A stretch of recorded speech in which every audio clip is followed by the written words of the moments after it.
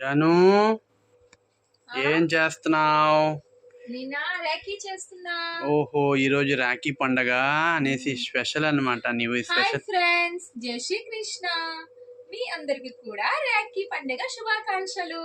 మా పాపకైతే ఎప్పుడు నేను ఇంటికాడేనండి రాఖీ చేస్తాను. ఇదిగో రాఖీ కూడా చేస్తున్నాను. ఒకటి ఫినిష్ అయిపోయింది, మరొకటి చేస్తున్నాను. చూసారా, నేను ఇలా ఇంటికాడే చేసుకుంటానండి రాఖీలన్నీ. వావ్, సూపర్ గా తయారు చేసావు. మరి ఇంకెందుకు షాప్ నుంచి తెచ్చుకోవడము?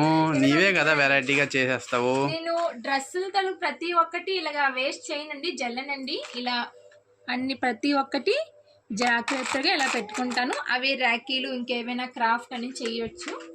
దీంతోనైతే చక్కగా అయితే రాఖీ చేసేసా. మీకు ఈ రాఖీ నచ్చిందా?